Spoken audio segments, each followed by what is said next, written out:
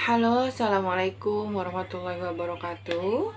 Selamat berjumpa lagi dengan saya, Bunda Pujiastuti, masih dalam kelas membangun bisnis bimbingan belajar untuk profesional pendidik. Dan masih juga pada kesempatan kali ini, saya akan mencoba menjawab beberapa pertanyaan dari teman-teman yang sudah saya saring ya, sudah saya rangkum. Mungkin ada beberapa pertanyaan yang mirip-mirip, kemudian saya jadikan saya simpulkan jadi satu ya, kemudian akan saya coba jelaskan di sini. Sebelumnya juga saya ingin mengingatkan kepada teman-teman bahwa bagi teman-teman yang sudah mengikuti kelas yang ada di program prakerja itu ya, agar teman-teman menyelesaikan kelas sampai akhir, karena di akhir kelas nanti baru teman-teman akan mendapatkan sertifikat pelatihan prakerja ya. Jadi jangan sampai sudah mengikuti kelas tapi akhirnya tidak mendapatkan sertifikat pelatihan, kan sayang ya. Kemudian saya juga mengucapkan terima kasih yang sebesar-besarnya kepada seluruh pihak yang membantu juga memberikan support selama ini hingga terrealisasikannya video-video mengenai Q&A untuk materi membangun bisnis bimbingan belajar untuk profesional pendidik ini. Dan saya juga berterima kasih kepada teman-teman karena sudah mulai banyak yang berpartisipasi aktif, baik itu dengan memberikan masukan, kritikan, juga berpartisipasi memberikan pertanyaan-pertanyaan baik melalui kolom komentar yang ada di video ini ataupun mengikuti bergabung di grup yang ada di Telegram. Nanti linknya akan saya share ya, atau teman-teman bisa lihat ya di kolom komentar di video-video saya sebelumnya. Sudah setiap kali saya mengupload video, biasanya saya sertakan juga link Telegramnya ya. Jadi mungkin penjelasan saya ini masih kurang menjawab pertanyaan yang ada di benak teman-teman sekalian. Dan teman-teman juga harus terus bersemangat, terus berdoa, terus berusaha apapun itu. Bagaimanapun kondisi dan situasinya, jangan patah semangat. Jangan berkecil hati, jangan putus asa sebelum kita mencoba sesuatu yang baru. Ya, terus semangat, terus berkarya, dan jangan lupa tentu saja yang tadi saya bilang, jangan lupa berdoa ya. Semoga kita selalu diberi kesehatan, kita selalu diberi kemudahan untuk melakukan aktivitas, kita selalu diberikan kelancaran untuk merealisasikan ikhtiar-ikhtiar kita ya, dan akan mendapatkan hasil yang berbarokah gitu ya. Oke, langsung saja masuk ke pertanyaan yang pertama. Pertanyaan pertama datangnya dari Nathan di Yogyakarta. Belakangan ini banyak kompetitor bimbel yang mulai merubah sistem marketing dengan sistem franchise. Ya, sistem franchise ya. Mungkin teman-teman juga sudah sering mendengar ya. Ada beberapa lembaga bimbingan belajar yang mencoba teknik marketing franchise ini ya. Di sini kemudian menurut Bu Puji, apa kelebihan dan kekurangan bisnis dengan sistem franchise tersebut ya. Oke. Karena kita membahasnya di ruang lingkup bisnis bimbingan belajar, maka dari itu yang akan saya jelaskan di sini adalah franchise bimbingan belajar ya, apapun itu. Baik itu Bimba, baik itu bimbingan belajar kedinasan, bimbingan belajar umum ataupun private seperti bahasa Inggris, matematika gitu ya secara globalnya. Oke.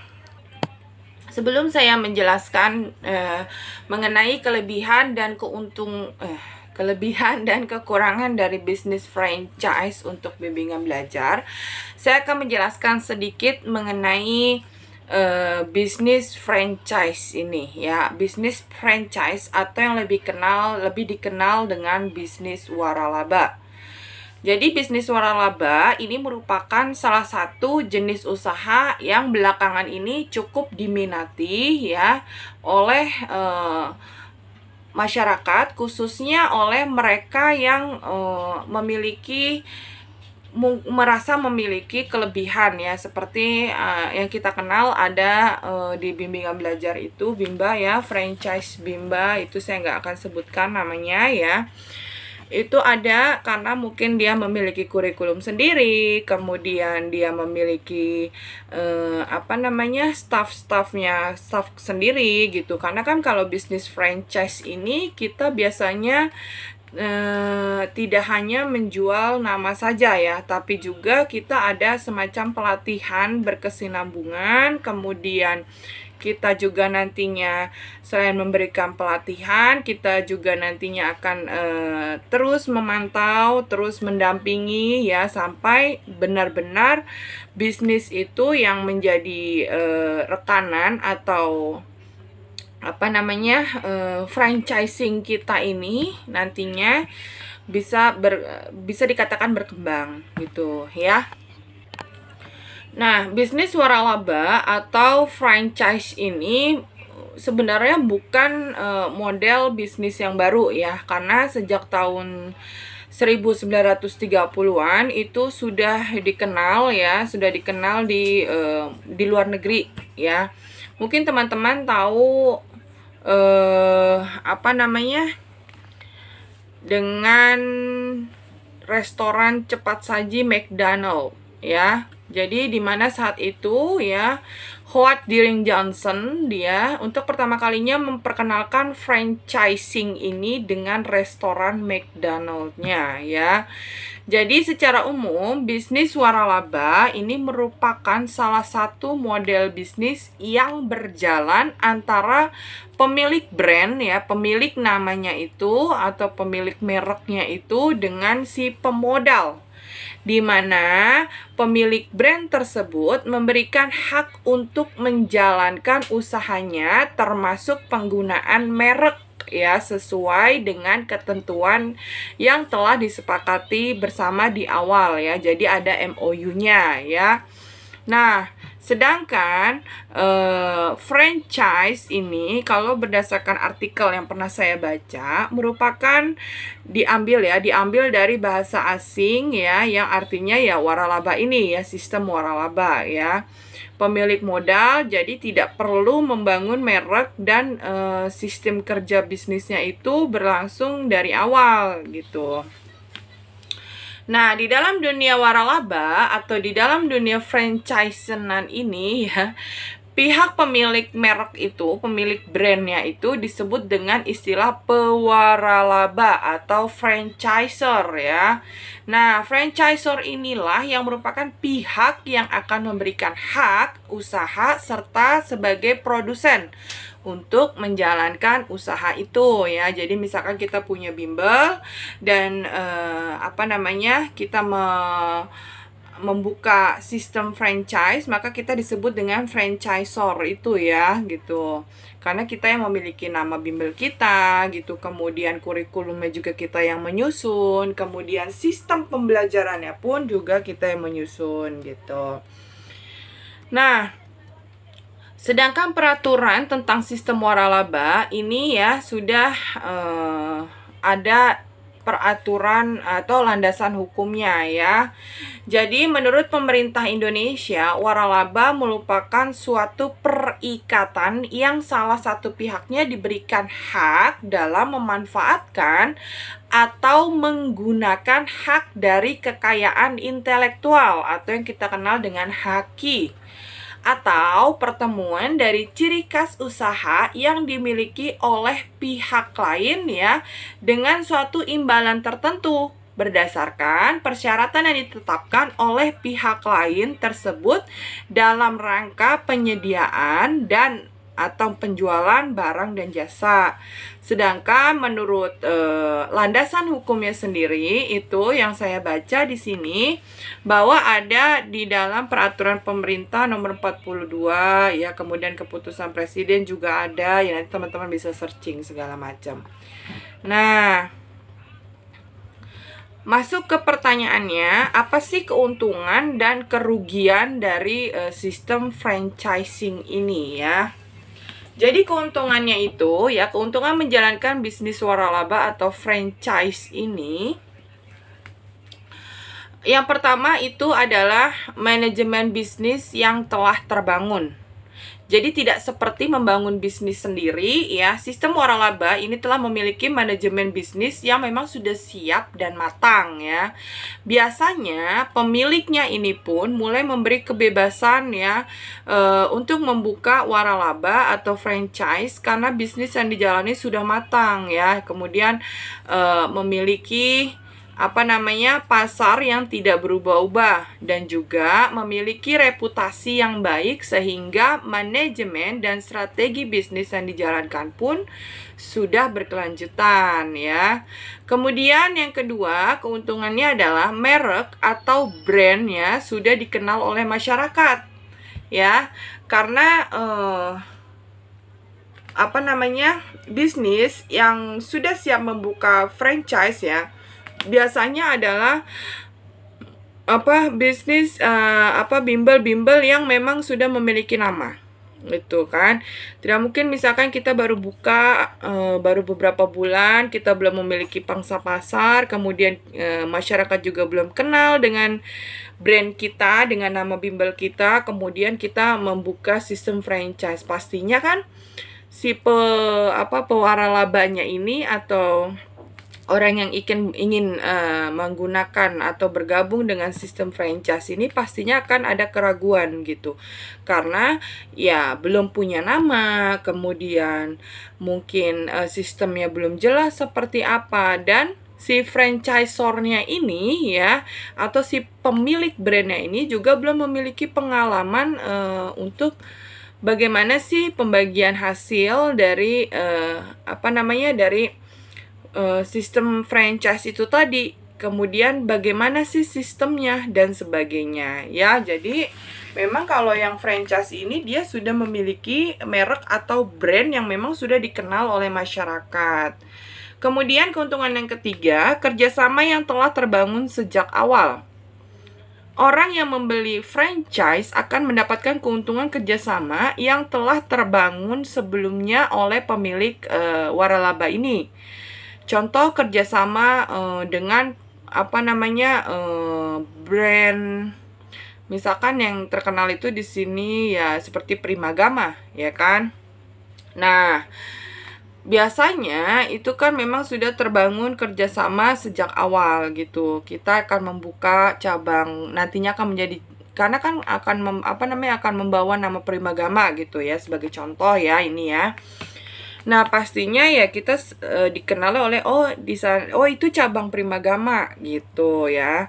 Meskipun kalau cabang itu menurut pengetahuan saya biasanya adalah perusahaan yang memang terlahir dari perusahaan induk gitu, bukan melalui sistem franchise. Nah, tapi semakin kesini ya semakin berkembang ya sistem perbisnisan, sistem franchise pun bisa menjadi cabang dari perusahaan induk seperti itu. Kemudian keuntungan selanjutnya adalah memiliki manajemen keuangan yang tentu saja lebih mudah. Karena bisnis franchise sudah memiliki mitra, maka manajemen keuangan di dalamnya juga sudah diatur dengan baik ya tentunya. Sistem manajemen keuangan yang sudah teruji ini tentunya akan lebih mempermudah rekan-rekan ya sebagai pemilik bisnis untuk mengatur manajemen keuangannya. Kemudian keuntungan yang keempat adalah kerjasama partner dan dukungan dari si franchisors-nya ini ya. Dalam hal ini kelebihan bisnis waralaba adalah mendapat kemudahan dalam membuat dan menjual produk ya. Berarti kalau di bimbingan belajar ini adalah menjual jasanya gitu ya, karena sudah diatur oleh manajemen. Nah, kerjasamanya kemudian apalagi? Kerjasama untuk supply buku-buku pelajaran. Kemudian strategi marketing juga akan diberikan oleh partner ya. Franchisor yang juga merupakan pemegang lisensi dari franchise itu akan memberikan pelatihan-pelatihan khusus dan kiat-kiat sukses berbisnis ya, berbisnis franchise pada mitra kerjanya gitu. Misalkan saya pemilik Binuri Learning Center gitu. Saya akan membuka sistem franchise di mana saya akan melakukan pelatihan, kemudian pelatihannya ini akan dilakukan secara berkesinambungan dan rutin. Nah, selain itu juga secara berkelanjutan juga saya akan sering sharing bagaimana sih kiat sukses berbisnis, kemudian kendalanya apa saja sih, dan juga sering mengadakan baik itu webinar, baik itu diskusi di grup gitu kan, ataupun ya tadi ya mengadakan pelatihan-pelatihan khusus gitu. Nah, setelah mengetahui kelebihan dari bisnis franchise ini, lantas apa gitu kelemahan dari bisnis franchise ini? Nah, jadi kelemahannya yang pertama dikendalikan penuh oleh franchisor ya. Franchisor atau pemilik merek dalam jenis usaha waralaba ini tentunya memiliki kendali penuh ya. Jadi kekuasaan penuh ya yang akan mengontrol, kemudian ya karena memberikan pelatihan tentu saja tidak akan diberikan semuanya gitu kan ya, dalam artian seperti trik-trik khususnya tentu saja tetap akan di-keep oleh si franchisor ini gitu ya. Nah, kemudian selain dia memiliki kendali penuh ya, bisa juga ya misalkan gini, Anda memiliki inovasi produk ya, atau memiliki ide pembelajaran gitu kan, ide sistem belajar yang terbaru, maka kemungkinan besar franchisornya belum bisa mengabulkan ya, karena si franchisor ini ya yang dimana kita menginduk ke perusahaan atau ke lembaga tersebut ya, itu kan tentu saja memiliki aturan sendiri atau memiliki memiliki semacam trik-trik tersendiri gitu, tujuan-tujuan tersendiri yang tidak mungkin semuanya akan disebar atau di-share ke mitra kerjanya ya yang ikut dalam sistem waralaba ini gitu.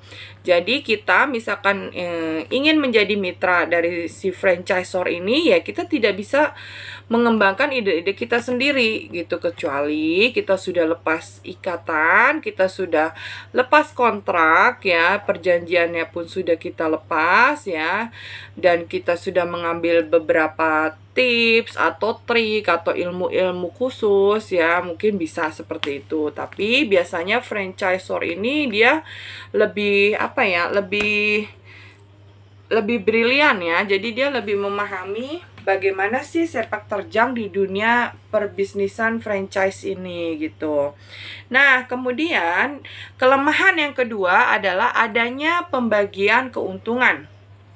Berbisnis franchise berarti kita sebagai pemilik bisnis wajib untuk membayarkan sebagian dari keuntungan serta biaya kemitraan. Namun tidak semua bisnis waralaba meminta bayaran tersebut. Jadi sebaiknya apabila memang teman-teman ingin bergabung menjadi mitra dari franchisor itu, sebaiknya teman-teman bertanya dulu kepada si pemilik brand ini mengenai pembagiannya secara jelas ya, pembagian keuntungan gitu ya. Nah, kemudian Anda dapat menggunakan software akuntansi untuk memudahkan perhitungan pengeluaran dan pemasukan dari bisnis teman-teman ini gitu ya. Teman-teman bisa mencobanya dengan mencari beberapa aplikasi yang sudah tersedia, baik itu di Play Store atau di aplikasi-aplikasi apapun itu gitu, atau memang teman-teman membeli dari si penyedia jasa ini gitu secara langsung ya. Jadi perlu diperhatikan bahwa kelemahan yang kedua adalah adanya pembagian keuntungan. Beda apabila kita melakukan atau kita membawa brand kita sendiri gitu kan, tidak perlu kita membayar seperti apa ya, membagikan hasil gitu, membagikan keuntungan kepada si franchisornya, karena ya milik kita sendiri, jadi kita yang mengelola seperti itu. Nah, kemudian kelemahan yang berikutnya adalah supplier tunggal bahan baku. Maksudnya di sini adalah bahan baku produk dalam bisnis franchise ini ya, kalau bisnis bimbingan belajar berarti bahan bakunya adalah seperti kurikulum, kemudian buku pelajaran gitu, soal-soal ya. Itu sudah ditentukan oleh si pemilik brandnya gitu. Jadi si franchisornya itu. Nah, dalam hal ini kita tidak bisa mencari supplier sendiri. Misalkan ada buku pelajaran ya, kita menggunakan lembar kerja siswa gitu ya, yang berisi soal-soal. Kita tidak bisa, misalkan ada marketing dari penerbit yang ingin menawarkan, kita tidak bisa serta-merta menerima. Ya, jadi kelemahannya meskipun mungkin tidak sesuai dengan apa yang ada di ide kita, apa yang dibutuhkan oleh siswa di tempat kita itu ya, kita tidak bisa berbuat apa-apa gitu, karena LKS dan materi sudah disuplai dari si franchisornya ini. Jadi kita harus tunduk penuh gitu dengan peraturan yang dibuat oleh si franchisor ini ya. Tentu saja hal tersebut dapat menurunkan omset juga. Kenapa bisa menurunkan omset? Ya, misalkan seperti ini. Misalkan ada siswa yang memang membutuhkan mata pelajaran atau materi yang sesuai dengan sekolahnya gitu. Karena kan sekolah itu ada yang swasta, ada yang negeri, kemudian swastanya juga ada swasta yang terakreditasi dan sebagainya gitu kan. Dimana mereka itu tidak semuanya sama materinya gitu. Mungkin mata pelajarannya sama, tapi materinya ada yang ditambah, kemudian ada yang memang ditiadakan gitu, karena dirasa mungkin ya, karena kan kalau yayasan dan swasta itu kan memiliki kewenangan mutlak ya untuk menentukan materi yang memang ingin disampaikan di sekolah tersebut gitu. Nah, di saat siswa ini merasa bahwa di bimbel teman ini yang bergabung menjadi mitra si franchisor ini ternyata tidak ada mata pelajarannya, otomatis kan dia akan mencari bimbingan belajar yang memiliki materi sesuai dengan yang dibutuhkan oleh si siswa ini gitu. Otomatis kalau 1, 2 dan itu akan berkelanjutan, dan efeknya ke depannya ya kita akan dikenal ya bahwa bimbel kita tidak memiliki materi seperti yang dibutuhkan oleh si siswa ini gitu. Nah, di sini saya akan membagi beberapa tips ya agar teman-teman bisa mungkin yang sudah mantap untuk menjadi mitra dari franchise ini ya, agar bisnisnya dapat insya Allah menjadi sukses gitu. Jadi yang pertama, untuk menjadi franchise yang sukses, sebaiknya mulailah dengan menyukai peluang bisnis yang akan teman-teman geluti ya. Bagaimanapun juga, keberadaan passion atau kecintaan kita terhadap suatu bidang akan memudahkan langkah kita untuk menjalankan bisnis tersebut ya, tentu saja secara optimal ya. Berarti dalam hal ini ya, teman-teman harus menyukai dunia pendidikan kalau ingin berfranchise dengan menjadi mitra ya, menjadi mitra dari si pemilik brand bimbel tersebut ya. Sehingga secara tidak langsung ya, kita akan merasa memiliki bisnis tersebut meskipun kita di sini adalah sebagai mitranya gitu kan. Sehingga kemungkinan untuk meninggalkan tanggung jawab di tengah perjalanannya pun akan semakin kecil. Kemudian yang berikutnya adalah memberikan peran aktif bagi bisnis franchise yang dijalankan. Meskipun teman-teman hanya menjadi mitra dari seorang franchisor yang memberikan dukungan dengan total ya, namun tidak seharusnya teman-teman ini menjadi mitra yang pasif ya. Maksudnya adalah yang hanya mengikuti dan sangat tergantung dengan franchisor tersebut ya. Karena teman-teman juga memiliki tugas yang sama untuk mengenalkan dan mengembangkan bisnis bimbingan belajar tersebut ke pasaran yang luas. Jadi tidak hanya menginvestasikan sejumlah dana saja, namun juga memberikan tenaga dan pikiran teman-teman untuk mengembangkan bisnis franchise yang dijalankan tersebut. Kemudian, tips yang berikutnya adalah mengikuti sistem franchise yang berlaku. Sebagai seorang franchisee, ya sudah sewajarnya bila teman-teman ini mematuhi dan mengikuti segala sistem yang telah ditetapkan oleh franchiser dalam perjanjian kemitraan di awal kontrak ya, sehingga kerjasama yang terjalin ini dapat berjalan dengan baik tanpa adanya perselisihan antara franchisee dan franchisornya gitu. Jadi antara kita sebagai mitra dengan si franchisor atau pemilik brand tersebut. Kemudian tips yang terakhir, meningkatkan ilmu dan skill di dunia usaha. Itu sudah pasti ya, sudah wajib itu hukumnya. Sebagai seorang mitra, teman-teman dituntut untuk memiliki pengetahuan dan kemampuan yang luas ya di bisnis tersebut ya, berarti di bisnis bimbingan belajar. Hal ini sangat penting karena teman-teman akan membutuhkan strategi-strategi jitu untuk mengembangkan bisnis sekaligus untuk membangun image atau citra baik dari merek atau dari nama bimbel yang kita tawarkan ini gitu ya. Jadi itu tadi ya sedikit tips yang perlu teman-teman ketahui untuk menjadi seorang franchisee yang ideal atau menjadi mitra dari franchise yang ideal ya, sehingga usaha yang teman-teman jalani ini atau yang akan dijalani ini dapat berhasil dan dapat berjalan sesuai dengan rencana, sesuai dengan planning dan keinginan dari teman-teman. Seperti itu ya. Jadi itu tadi pertanyaannya dan penjelasannya. Nah, selanjutnya pertanyaan dari Ireniala di Semarang. Menurut Ibu, apakah yang harus kita persiapkan atau dasarnya ya saat ingin merintis sebuah usaha? Karena saya memiliki antusias dan memiliki keinginan yang sangat tinggi di di wirausaha gitu. Oh, jadi mungkin ya saudari Ireniala ini lebih antusias ya atau lebih tertarik ke usaha mandiri ya sebagai wirausahawan dibandingkan sebagai seorang karyawan gitu. Jadi apa yang harus kita persiapkan dasarnya saat ingin merintis sebuah usaha? Oke, memulai usaha bagi seseorang yang tidak memiliki pengalaman tertentu atau baru ingin merintis usaha tersebut, tentu saja seringkali terasa memberatkan atau membingungkan atau bahkan memusingkan ya. Itu dialami oleh semua pebisnis yang baru akan merintis usahanya, siapapun itu gitu ya. Apalagi banyak ketakutan-ketakutan ya saat akan menghadapi kegagalan gitu saat memulai usaha gitu.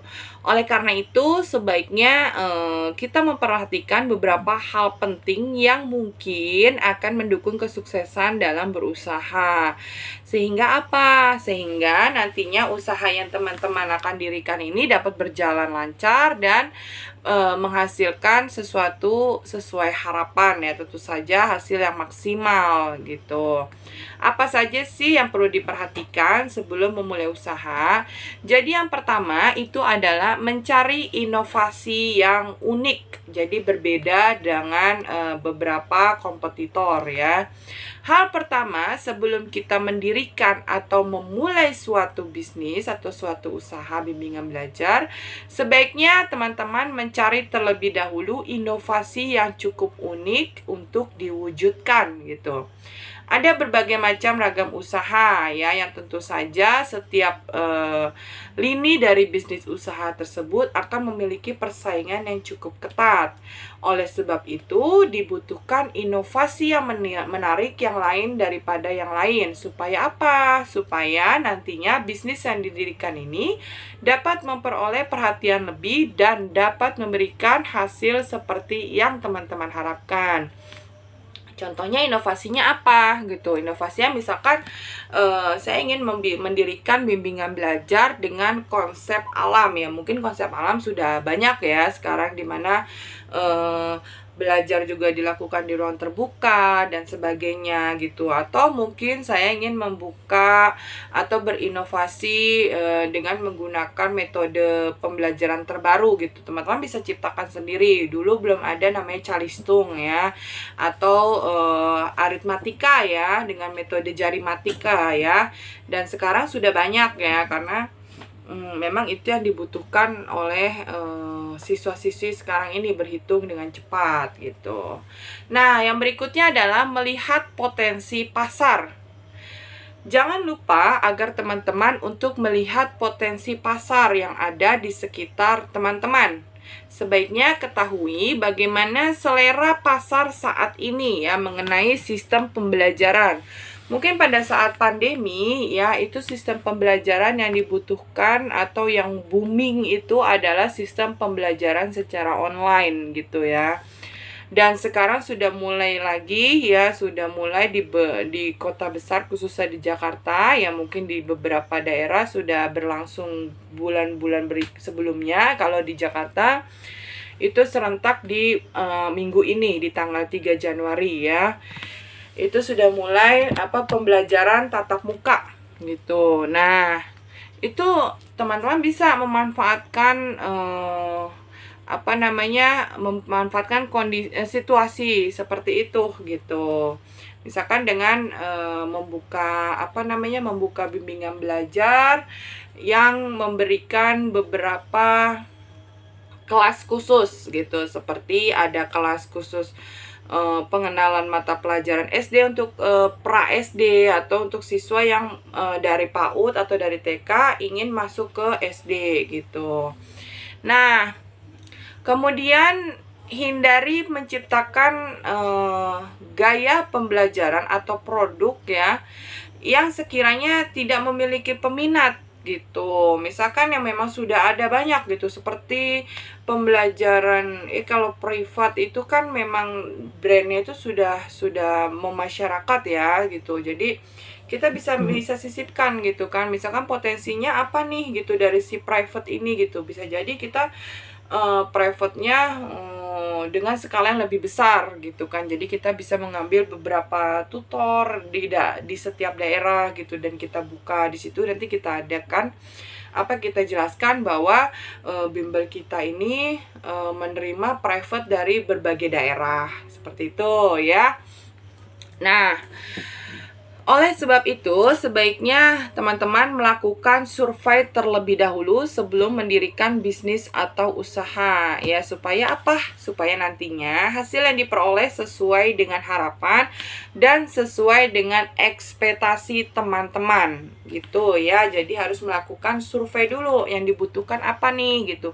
Kita bisa melakukan diskusi atau kita bisa melakukan interview dengan beberapa narasumber gitu. Kemudian kita simpulkan, dan selanjutnya kita bisa memilih, oh ternyata kelas yang dibutuhkan itu seperti ini di daerah ini gitu.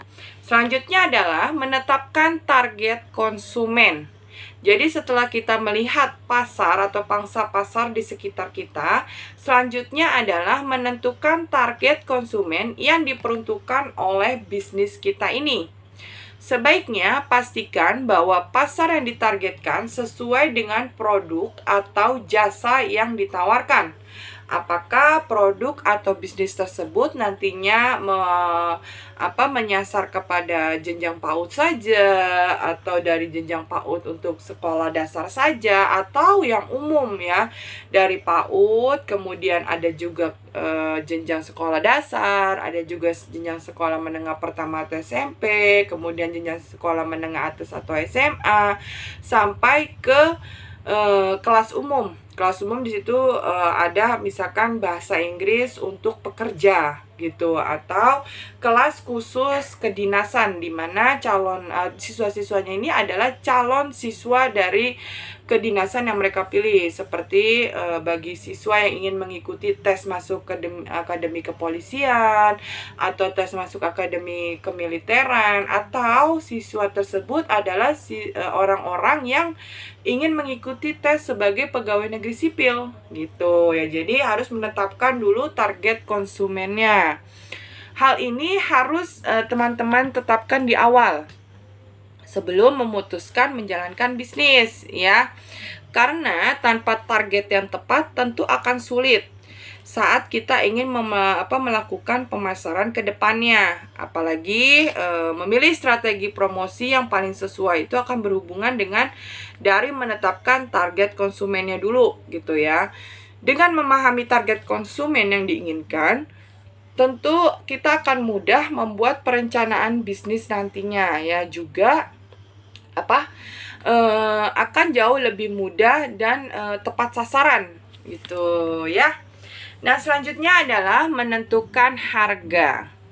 Perhatikan harga yang akan kita rilis untuk bisnis yang kita kelola ini. Ini sangat penting ya, melihat pasaran harga pada bisnis yang sama atau si kompetitor ini, supaya tidak salah dalam menentukan harga. Misalkan di pasaran daerah kita ini, satu siswanya itu dikenakan biaya 150.000 atau 200.000 selama 1 bulan dengan durasinya 1 kali pertemuan 90 menit, di mana 1 minggu itu ada 3 pertemuan. Nah, karena kita tidak mengetahui bagaimana pasaran di sekitar kita, dengan kita sudah melakukan perhitungan, kita modalnya segini, kemudian pengeluaran yang dibutuhkan sebesar ini gitu, ternyata kita mahal gitu kan. Kita lebih dari bahkan mungkin kita lebih dari kompetitor yang sudah memiliki banyak siswa gitu, sudah memiliki banyak pengalaman. Nah, tentu saja di sini akan menjatuhkan nama kita gitu, menjatuhkan bisnis bimbingan belajar kita ini gitu. Jadi oleh karena itu ya, menentukan harga ini harus tepat dan harus presisi ya. Jadi presisinya itu melalui serangkaian pemikiran bisnis dan perhitungan yang matang. Juga jangan lupa teman-teman melakukan survei mengenai harga yang akan kita tawarkan nantinya gitu. Selanjutnya adalah membangun rencana bisnis. Sebuah bisnis tentu dapat berjalan lebih baik jika didasari oleh rencana bisnis yang tepat. Mulai dari beberapa modal yang dibutuhkan, konsep bisnis apa yang dijalankan, hingga bagaimana strategi pengembalian modal ke depannya. Dengan memiliki rencana bisnis yang tepat, tentunya hal ini akan membantu perkembangan bisnis yang lebih terarah dan tentu saja lebih baik ya.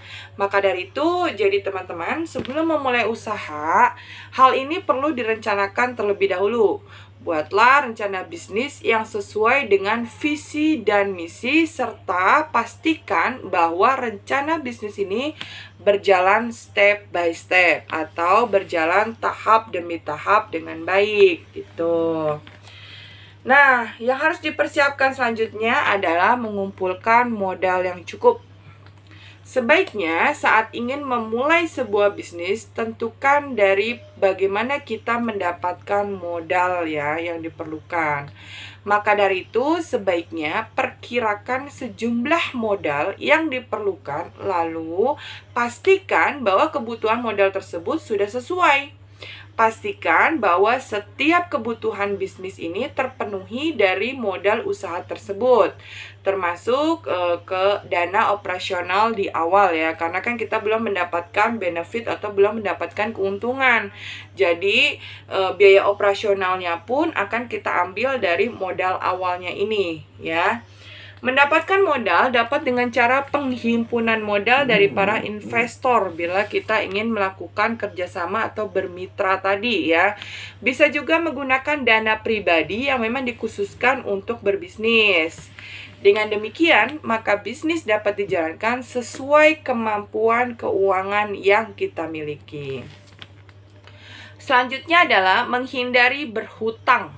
Nah, ini perlu diperhatikan ya. Jangan mentang-mentang kita memiliki ide, kemudian kita ingin mengambil jalan pintas yang instan gitu. Aduh, susah nih kayaknya nyari modal gitu. Susah nih cari investor.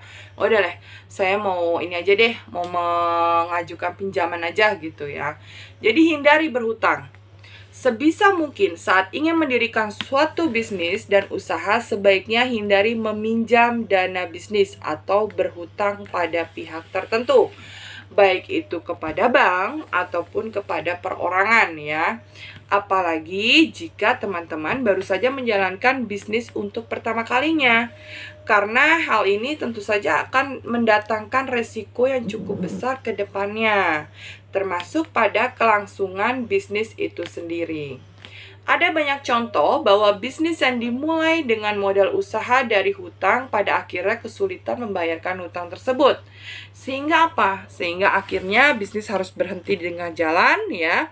Dan bahkan pebisnis mengalami kerugian yang besar akibat harus membayarkan utang tersebut ya. Misalkan dengan periode tertentu. Jadi selama periode itu kan kita tidak ada keuntungan ya, keuntungan kita untuk membayar hutang gitu terus gitu, sehingga yang tadinya kita bisa untuk membayar operasional bulan berikutnya karena kita harus membayar hutang ya kan, karena kita belum tahu nih pangsa pasarnya seperti apa, kemudian bagaimana kita bisa memprediksi pemasukan kita kan juga kita belum tahu gitu. Beda kalau kita sudah membuka cabang ya, kita bisa menggunakan metode atau trik ya dari induk bisnis kita ini gitu ya. Nah, karena itu ya, jadi sebaiknya bijaksana dalam mengembangkan sebuah bisnis yang baru saja akan teman-teman luncurkan atau yang akan teman-teman dirikan. Ada banyak cara ya dalam menghimpun modal. Nah, kemudian tadi sudah dijelaskan ya bagaimana bisa dengan dengan mengumpulkan uang atau menabung sedikit demi sedikit, atau untuk bisnis bimbingan belajar ini teman-teman bisa memulainya dari yang sederhana gitu, bisnis dari bimbingan belajar rumahan ya, karena rumahan itu kan sudah saya sering jelaskan bahwa tidak membutuhkan modal yang besar gitu. Jadi teman-teman yang mungkin ya memiliki ketertarikan khusus di dunia pendidikan, ingin membuka bimbingan belajar namun tidak memiliki dana yang cukup ya, bisa memulainya dengan bisnis bimbingan belajar rumahan gitu. Nah, yang selanjutnya adalah merencanakan strategi pemasaran. Hal berikutnya yang harus diperhatikan atau dipertimbangkan dengan matang yaitu merencanakan bagaimana strategi pemasaran yang akan teman-teman jalankan. Hal ini cukup penting karena pemasaran dari bimbingan belajar ini ya, karena kan kita bergerak di bidang jasa ya kan, jadi merupakan langkah untuk menarik lebih banyak konsumen atau siswa-siswinya ya. Selain itu, strategi pemasaran yang tepat juga membantu mempertahankan pelanggan yang lama. Maka dari itu, rencanakan hal ini dengan baik supaya nantinya bisnis yang teman-teman kelola dapat mengalami pengembangan serta peningkatan yang pesat sesuai dengan yang teman-teman harapkan. Kemudian yang selanjutnya adalah memilih media promosi. Ya, jadi memilih media promosi ini adalah tips yang terakhir ya. Tidak hanya memikirkan bagaimana pemasaran yang tepat untuk setiap jasa yang kita hasilkan. Di sisi lain, memilih media promosi yang tepat juga tidak kalah pentingnya untuk teman-teman lakukan. Tanpa media yang tepat ya, bisa jadi usaha atau bisnis yang teman-teman kelola tidak dapat meraih banyak calon pelanggan seperti yang teman-teman harapkan ya. Maka dari itu, carilah informasi mana media promosi yang paling sesuai dan memberikan hasil yang maksimal. Secara umum, promosi dapat dilakukan dalam bentuk dua hal, yaitu promosi secara offline ataupun promosi secara online. Jika mempromosikan bisnis dengan jalan offline ya, maka dapat menggunakan media seperti brosur, ya kan, spanduk dan sebagainya. Namun, jika teman-teman ingin menggunakan media promosi secara online ya, teman-teman dapat menggunakan media sosial yang teman-teman miliki seperti Instagram ya, Facebook gitu kan. Dan ini dapat menjadi alternatif menarik juga yang menjanjikan ya. Nah, itu tadi beberapa hal yang perlu diperhatikan sebelum teman-teman ingin memulai suatu usaha. Sehingga dengan demikian ya tentunya akan diharapkan teman-teman dapat memulai usaha baru yang tidak akan mengalami kesulitan, meskipun kendala-kendala di setiap usaha itu pasti ada. Namun kita dengan mempelajari seperti ini, kita dapat mengantisipasinya gitu. Oke, pertanyaan yang ketiga datangnya dari Leona di Jakarta. Saya ingin bertanya, bagaimana sih cara meningkatkan prestasi belajar siswa? Karena saya seorang guru di sebuah sekolah swasta. Oke, salam kenal Leona di Jakarta ya, satu daerah. Oke, cara meningkatkan prestasi belajar siswa ini saya ambil dari beberapa literasi juga dari pengalaman saya pribadi ya. Jadi yang perlu teman-teman perhatikan ya kan, bahwa untuk bisnis bimbingan belajar ini sendiri tentunya yang diharapkan oleh setiap orang tua saat mendaftarkan anak-anaknya ke bimbingan belajar kita ini tentu saja memiliki harapan besar agar si anaknya ini dapat berprestasi di sekolah atau minimal dapat mengikuti pelajaran di sekolah gitu. Meskipun ya tidak mungkin ya semua siswa satu kelas itu memiliki prestasi sama gitu kan. Tapi minimal pastilah gitu ada perbedaan antara sebelum si anak ini mengikuti bimbel gitu dengan setelah mengikuti bimbel gitu. Prestasi ini merupakan suatu kebanggaan bagi setiap orang tua ya kan, termasuk kita ya. Mungkin kita juga memiliki anak, pastinya kita juga berharap agar anak kita ini dapat berprestasi gitu kan. Karena prestasi ini bisa dikatakan sebagai hadiah terindah gitu dari anak untuk orang tuanya gitu. Nah, prestasi yang gemilang tentu membuat orang tua secara batin ya itu akan merasa bangga, merasa bahagia sekali mendapati anaknya yang berprestasi gitu.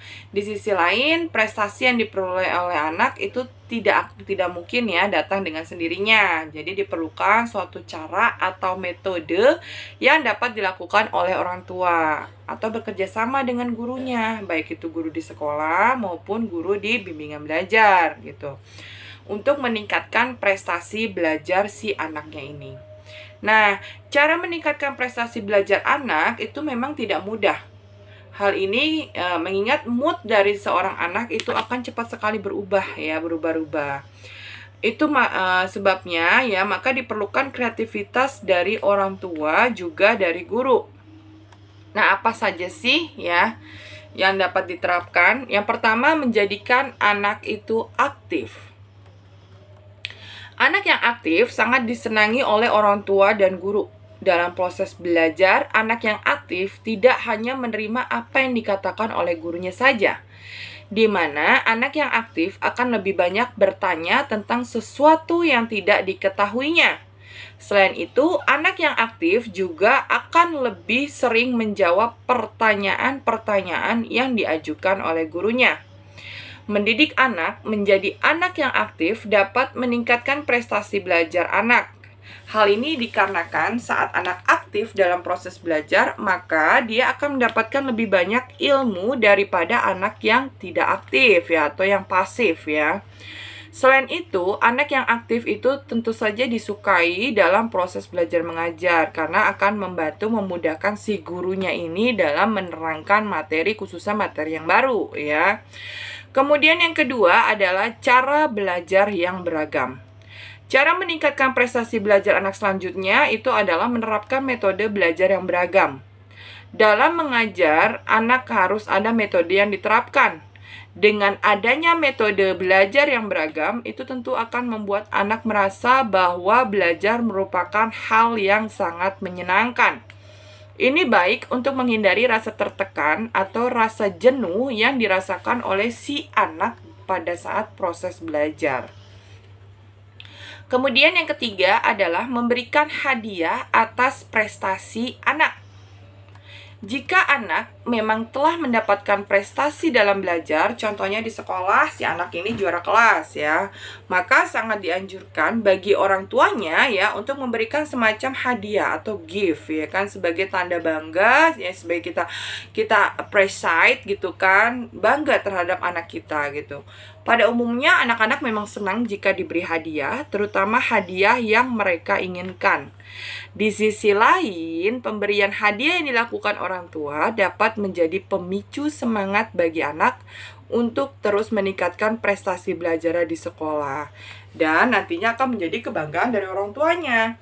Karena misalkan di kelas 1 si anak ini mendapat peringkat kedua gitu, otomatis ya setelah dia mendapatkan hadiah, dia akan berproses juga gitu kan dalam pikirannya bahwa oh kalau saya peringkat 1 mungkin orang tua saya atau mama papi saya akan memberikan hadiah yang lebih baik gitu, yang lebih bagus gitu kan, atau saya bisa kali ya request hadiah kalau saya sudah di peringkat 1 atau lebih baik peringkatnya dari kelas 1 ini gitu ya.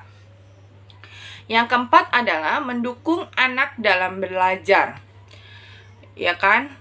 Nah, dukungan dari orang tua atau motivasi dari orang tua ini sangat-sangat diperlukan bagi anak untuk berprestasi di sekolah. Dengan adanya dukungan dari orang tua, anak merasa diperhatikan. Kemudian dia secara bawah sadarnya akan timbul giat untuk belajar, karena selain ada rasa empati gitu, oh orang tua saya sudah sebegitu perhatiannya, sudah menyediakan atau memfasilitasi saya, jadi saya harus memberikan sesuatu nih agar mama papi saya bangga gitu kan. Nah, memberikan dukungan ini tidak perlu dengan hal-hal yang besar. Perhatian seperti dengan menanyakan pekerjaan rumahnya itu sudah ya misalkan bagaimana pekerjaan rumah kamu, sudah selesai atau belum ya. Ini akan memberikan motivasi si anak ini agar belajar lebih rajin. Kemudian yang kelima adalah menerapkan metode bermain dan belajar. Nah, fakta dari beberapa penelitian juga menyatakan bahwa seorang anak sangat senang sekali untuk belajar dan bermain dan belajar gitu ya. Namun, hampir semua waktu di masa anak-anak ini dihabiskan untuk bermain bersama dengan teman-temannya. Maka, langkah terpenting yang harus dilakukan oleh orang tua adalah mengajak anak untuk bermain sambil belajar. Cara belajar yang baik ini telah lama diterapkan untuk meningkatkan prestasi belajar anak. Jadi saat pelajaran sudah dimulai, ajak juga si anak nih untuk bermain jika saat itu ya ingin bermain gitu kan.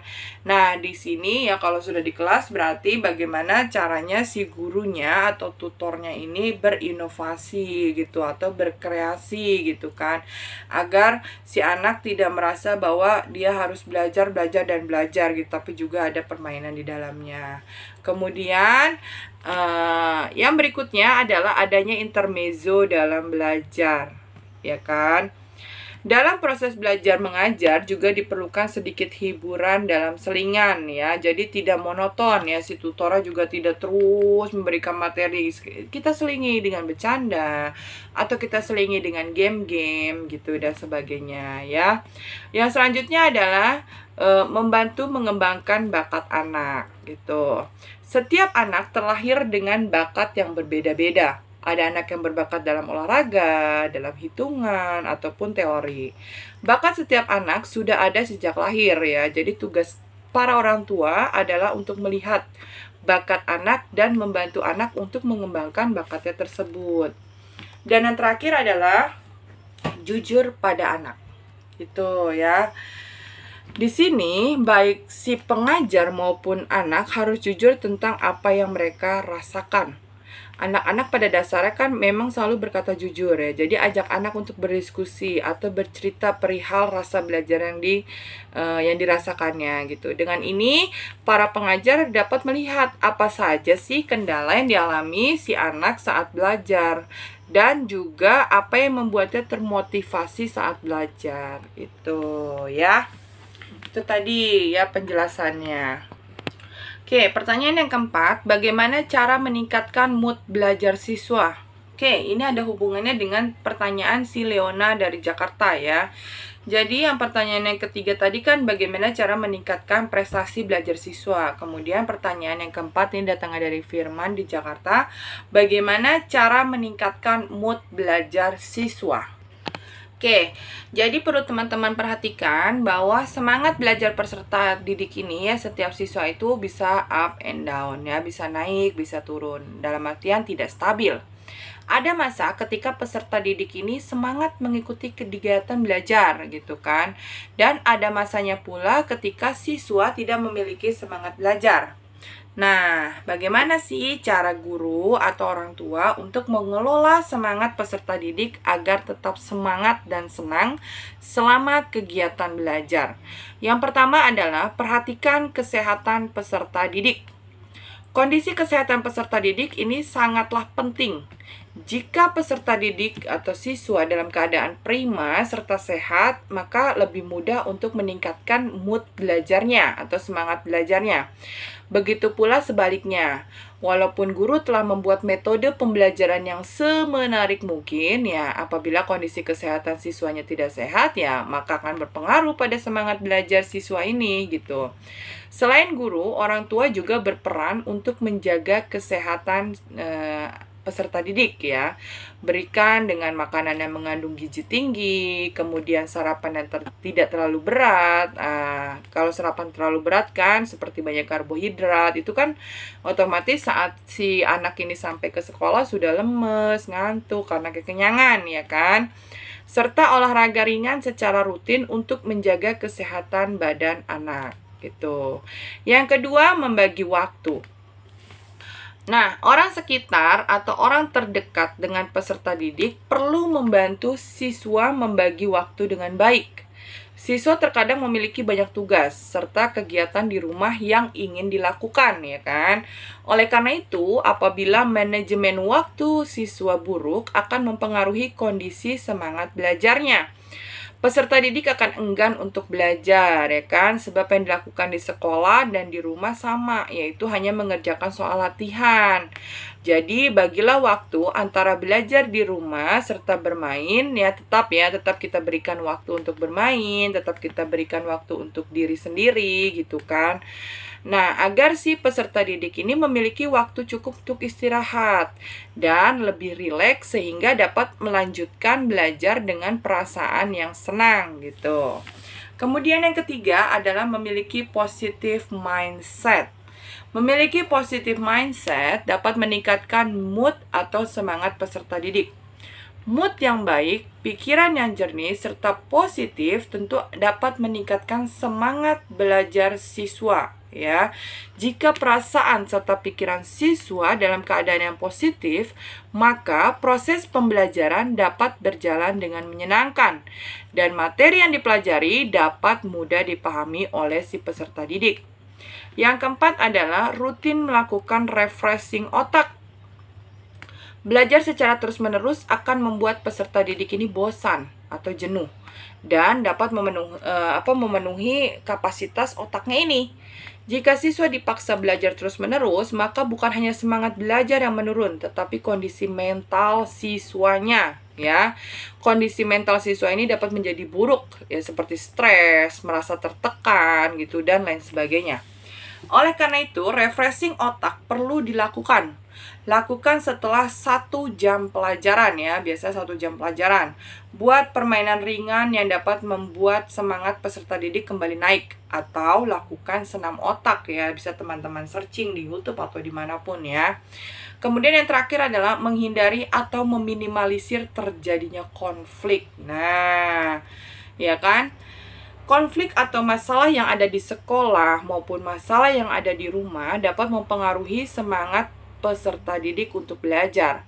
Terlibat dalam masalah dapat memberikan tambahan pikiran yang seharusnya tidak perlu dipikirkan oleh si anak ini, gitu kan.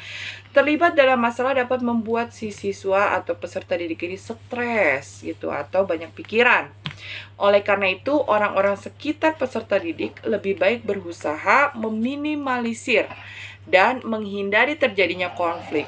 Hal ini akan membantu meningkatkan semangat peserta didik gitu ya.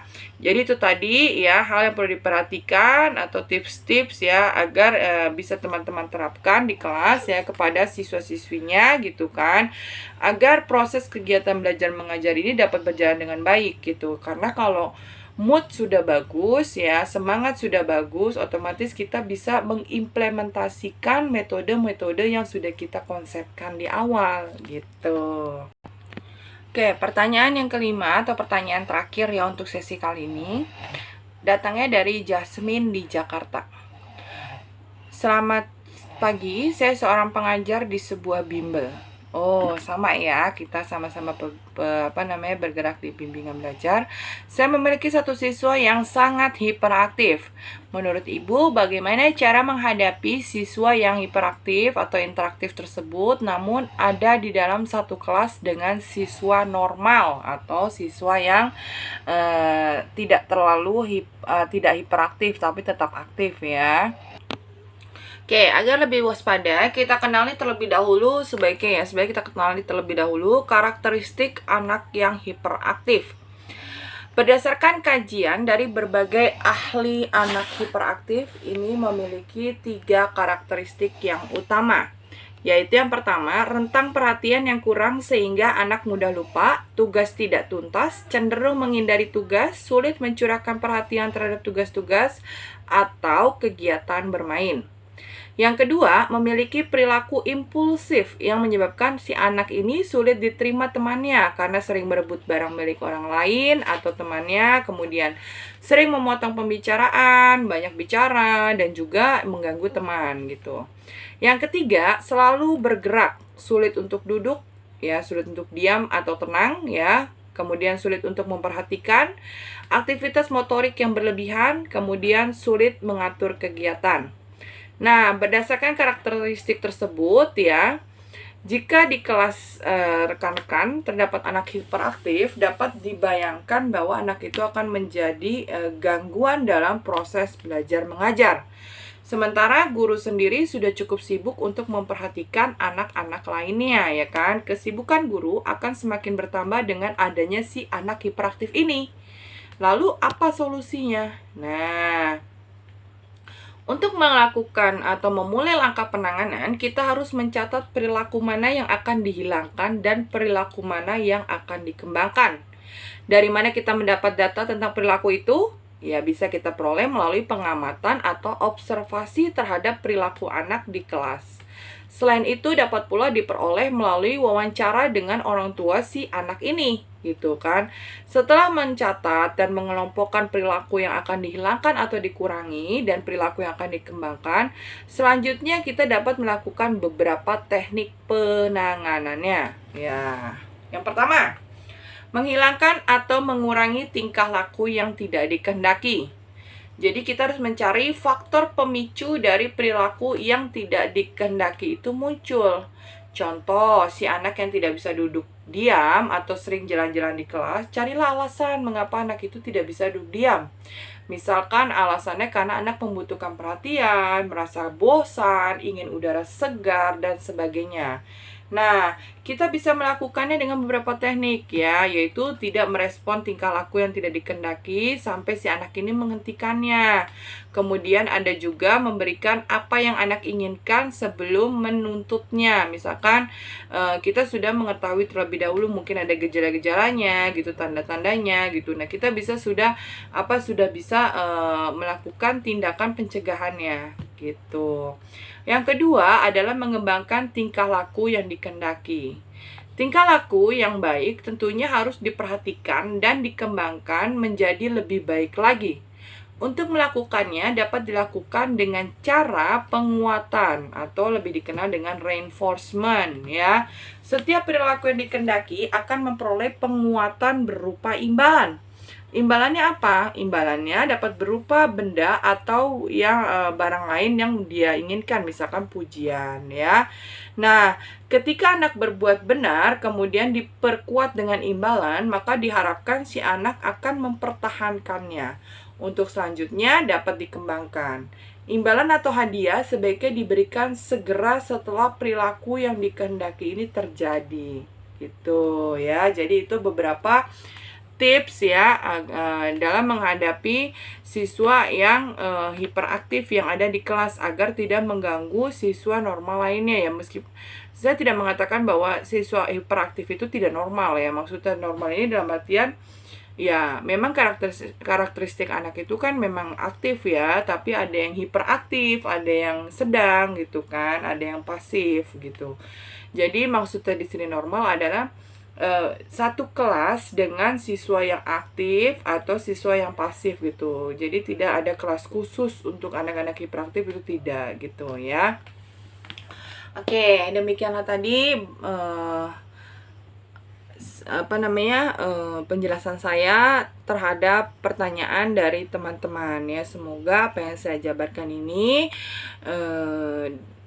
dapat menjawab beberapa pertanyaan dari teman-teman, dan apabila dirasa masih kurang cukup, teman-teman dapat melakukan pertanyaan lebih lanjut lagi melalui kolom komentar atau melalui grup Telegram yang ada di link bio saya. Gitu ya. Terima kasih sekali lagi, semoga bermanfaat. Mohon maaf apabila dalam menyampaikan penjelasan ini ada hal-hal atau perilaku yang kurang berkenan. Mohon dibukakan pintu maaf yang seluas-luas ya. Terima kasih, terus semangat, terus berusaha, dan terus berdoa. Semoga usaha teman-teman ini akan mendapatkan hasil yang baik, dan tentunya hasil yang diberkati oleh Tuhan Yang Maha Esa. Terima kasih. Wassalamualaikum warahmatullahi wabarakatuh.